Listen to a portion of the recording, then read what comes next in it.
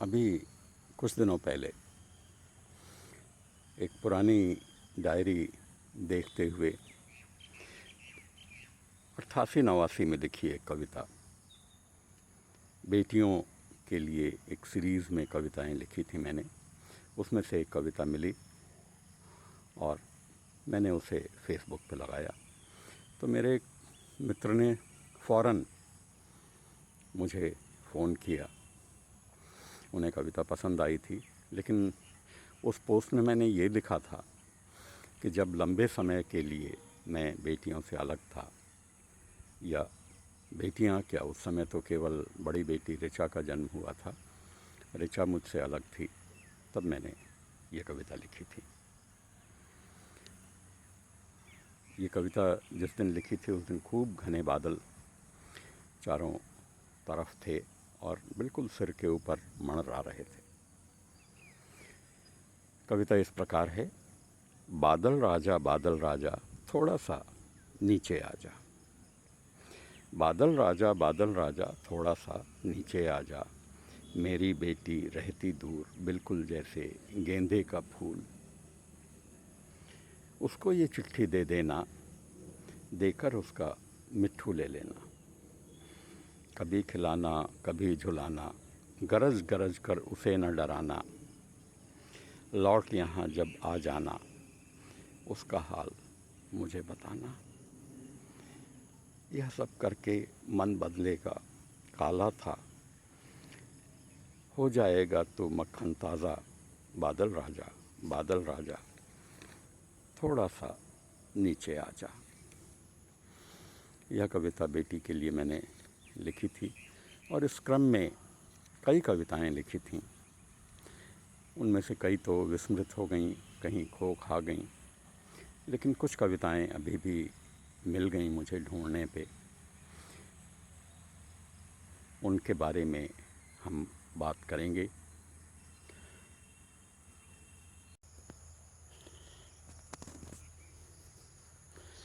नितांत निजी और कड़वे अनुभव हैं, इसलिए उनके बारे में ज़्यादा क्यों याद करना।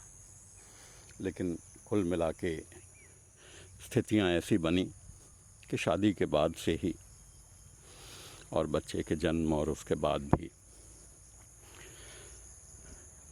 पत्नी और हम साथ साथ रहने की स्थिति में नहीं रहे। और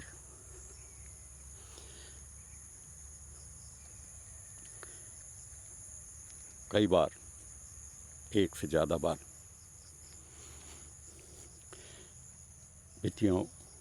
बेटियों को मैंने अपने पास अलग से रखा। कभी अम्मा पिताजी के पास पटना छोड़ा। तो इस तरह से उनकी परवरिश हुई। उस दौरान मैंने बेटियों के लिए इस सीरीज़ में कई कविताएं लिखी थी और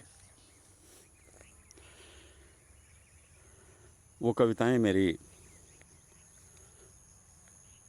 मित्रों को बेहद पसंद थीं।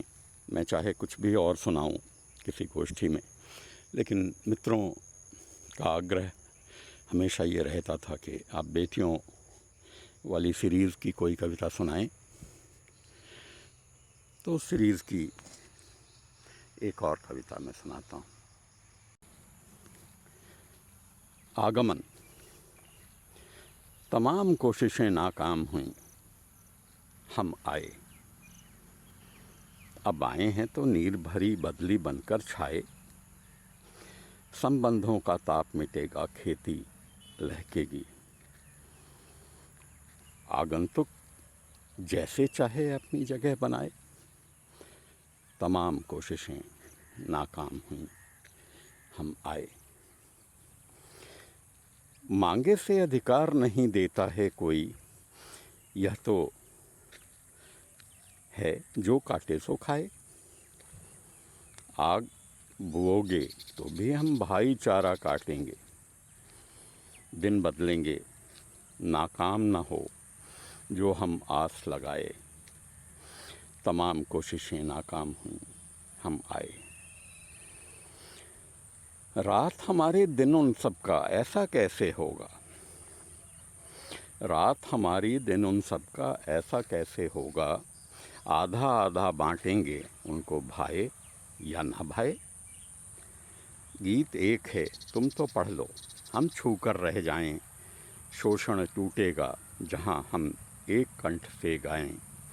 तमाम कोशिशें नाकाम हुईं, हम आए हैं तो नीर भरी बदली बनकर छाए। ऐसे ही दिनों में, ऐसे ही हालातों में बेटियों की परवरिश की, उनके दुख दर्द देखे सहे, और बच्चे इन्हीं में एक आत्मविश्वास लेके अनुपस्थित माँ की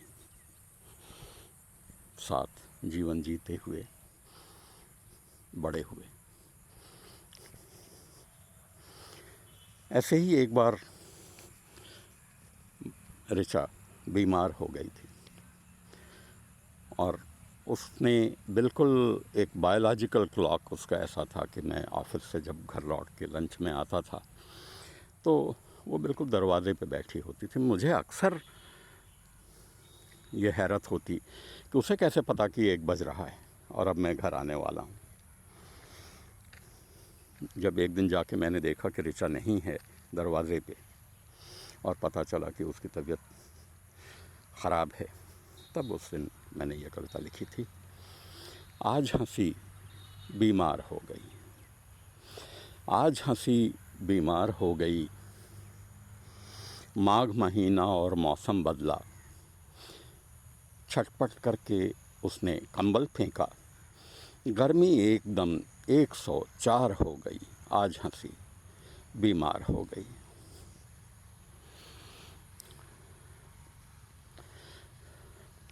दफ्तर जाना, समय बिताना, घर आकर खिड़की को सूना पाना, रोटी तो लोकाचार हो गई, आज हंसी बीमार हो गई। आंखें खोलो देखो कौन खड़ा है, आंखें खोलो देखो कौन खड़ा है, तुम्हारी हंसी से भला कौन बड़ा है। सचमुच मेरी बेटी लाचार हो गई, आज हंसी बीमार हो गई।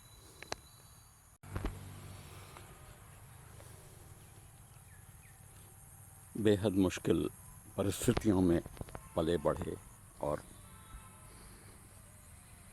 जीवन में आगे बढ़े बच्चे अब अपना अपना जीवन बहुत अच्छी तरह से जी रहे हैं।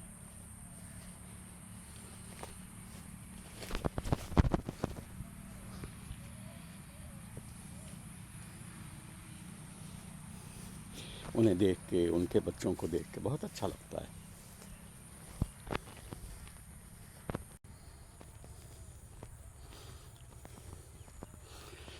और पुराने दिन यूँ मैं याद नहीं करता, लेकिन जब याद आते हैं तो इम्तिहान की वो घड़ियाँ याद आती जो मेरे लिए जितनी कठिन थीं, इन बच्चों के लिए शायद उससे ज़्यादा कठिन थीं।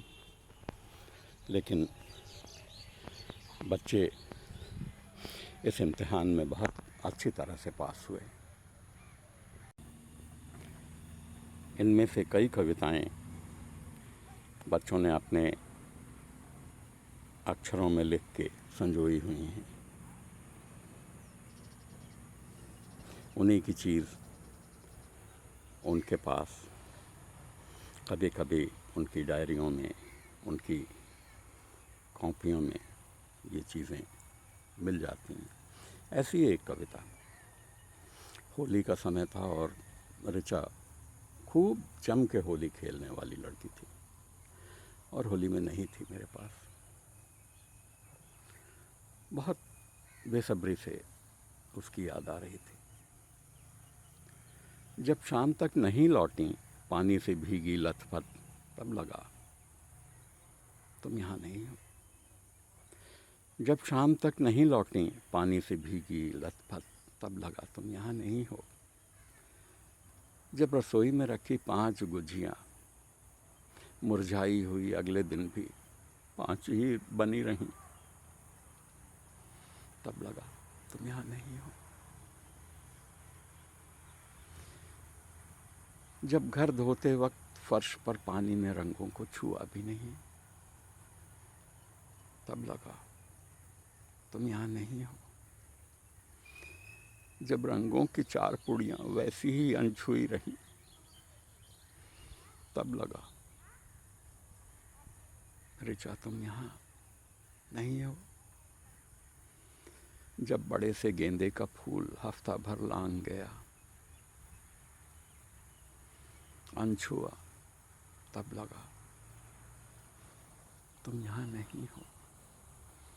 और मुझे तुम्हें छूना है, और मुझे तुम्हें छूना है।